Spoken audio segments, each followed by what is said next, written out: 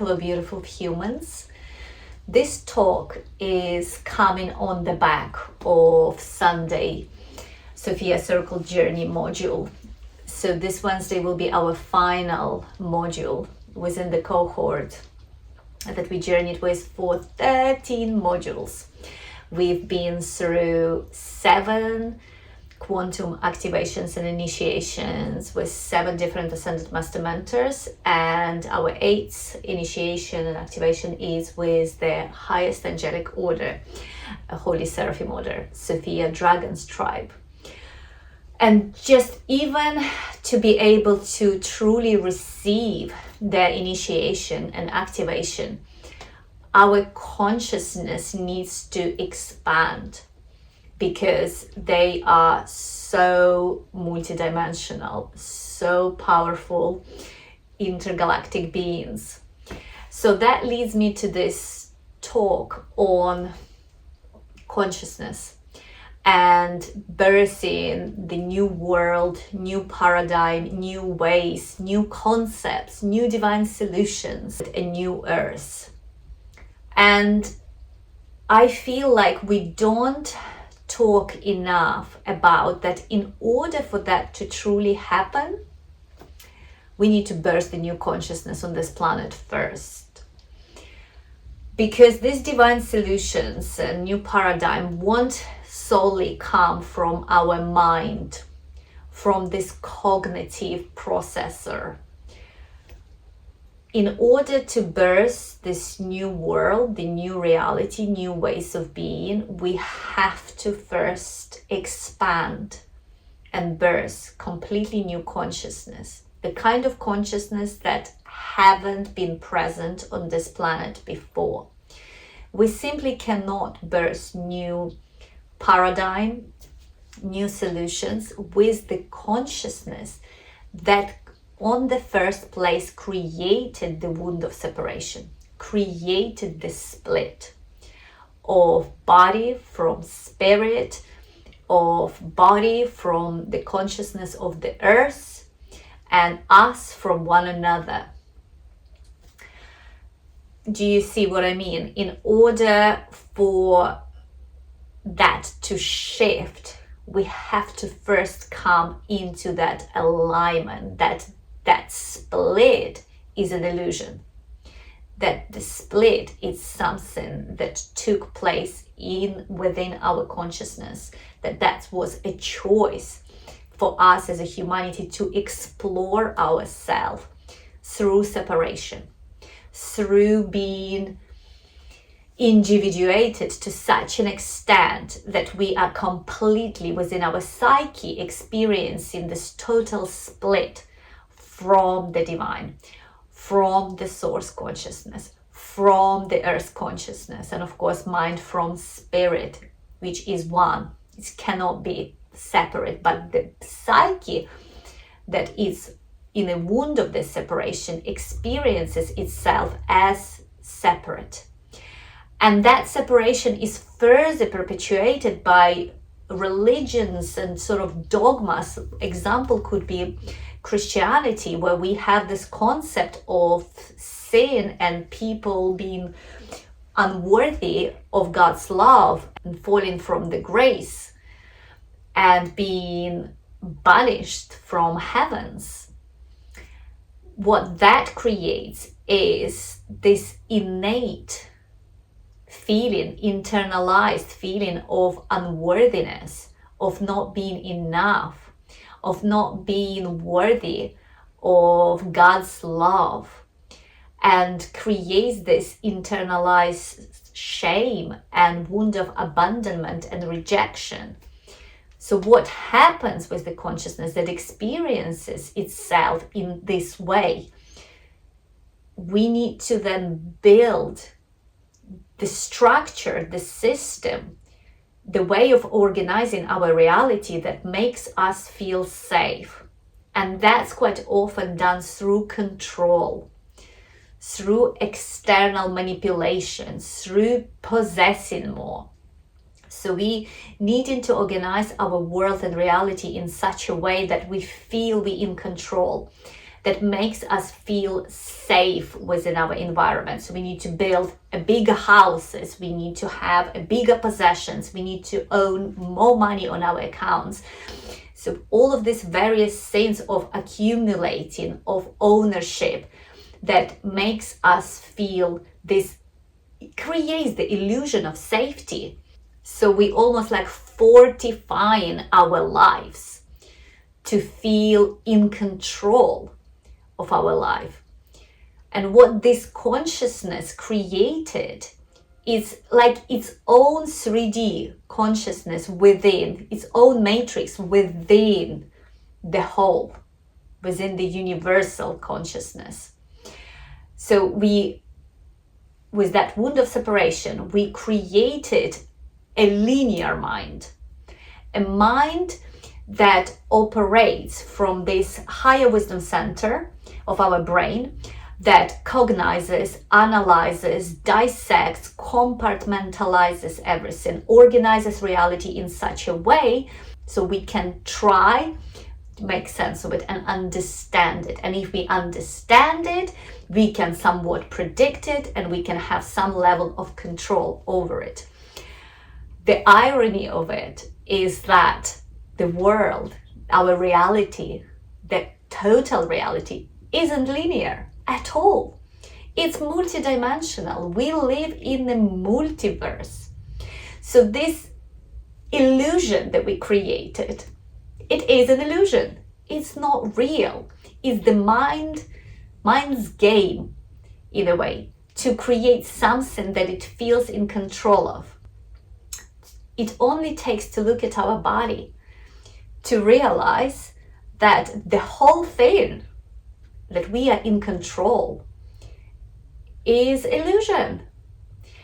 We don't build and create our body. Yes, it is built within the body of the mother, but we don't build it with our mind.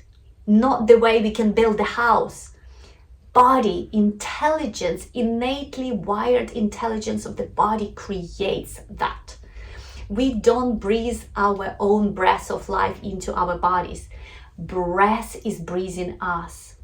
We have no idea what's on a daily basis going on within our body, how it all functions, how this all multitude of the systems, organs, cells communicate with one another, all of the processes, so we can live, exist, function. And most importantly, we have no idea and no control over when the switch goes off, when it's our time is up on this planet Earth. So that's just burst the bubble completely of this linear way and that we have control. So to me, it's like this whole race for understanding, possessing, ownership, fortifying our lives, feeling safety, is actually this illusion of the mind to create safety against the very thing that is the nature of reality, that it's a great mystery. We know nothing. And the moment our consciousness can actually come into this space of complete humbleness, of deep, deep comprehension that that is the nature of reality. It is the perfect design. We are designed to be this way in this world. This human journey is supposed to be this intensely vulnerable for that very reason, that we can bow down to something so much greater than our ego structures, that our limited human awareness and mind. And with that, I want to talk about that what we humans possess is something different to any other species on Earth, and it's a metacognition, is the ability to be aware of being aware. So is this observer effect. We are aware of our feelings. We are the ones that experiencing it, and we are simultaneously the ones that is observing it. And while its incredible gift, it also comes as a double-edged sword. It comes with what pushes us deeper into separation. It's othering ourselves from the rest of the creation, because we, to some extent, understand that we are different, and it can sort of perpetuate deeper this split in a psyche, that because we're different, because we're aware of being aware, we have this metacognition, we are above other species on earth. We are here to dominate, to possess, to control, and it pushes us further into separation. That's why this human journey is supposed to be this deeply vulnerable. Through this contemplation on the true nature of life, through expanding the consciousness into this terrifying dimension that actually we have no control even over our own life. Like I said, when the switch goes off, we have no idea when that's going to happen. The great vulnerability of understanding that brings us into that humble state of bowing down to the sacred, to the great mystery, to whatever you want to call that, God, creation, universe. And it's from that space that we are able to surrender our need for control, our need for grasping, our need for understanding into that divine will. And that's when our consciousness shifts from the space of me, myself, and I, and creating same realities, just in a different constellation than before, into completely new paradigm. The space where humanity has never explored before, has never been before. That's when true divine solutions come, because we expanding ourselves into that totality of this quantum field of the source consciousness, and how it truly wants to move through us, what it wants to birth through us, rather than from this limited cognitive mind that sees itself and experiences itself as separate from the earth, from the spirit, from the divine, and from the body. And to me, it points as well back, what I wanted to talk about is about the body, about this vessel, that expansion doesn't take place outside of the body. Everything we experience in this life, even the most out of body experiences, the most cosmic experiences where we dance with the intergalactic beings somewhere on a different planes of consciousness, these experiences still take place within the body and through the vessel of the body. Brings me to that teachings of Mary Magdalene, how she teaches about that awakening, self-realization, expansion needs to take place within the lifetime in the body. There is no other way.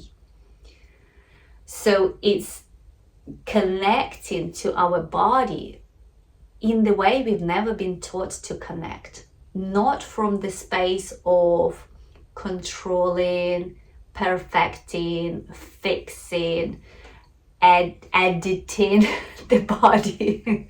And using the editorial language of pictures and online content, but from the space of actually that deep curiosity, get to know this vessel and come to the place of honoring and reverence, because like I was saying before, the body breathes us into being.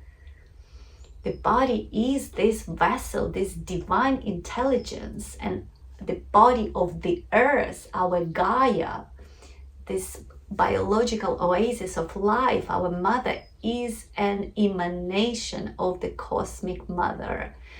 It's the physical body of the divine, of the non-physical. And it's this physical mother that births all biological life on this planet, including us. We are being birthed by Mother Gaia. So we are emanation of this divine mother consciousness, the cosmic mother. We are, our biology is literally the matter, the condensed radiance and the intelligence of that radiance in form.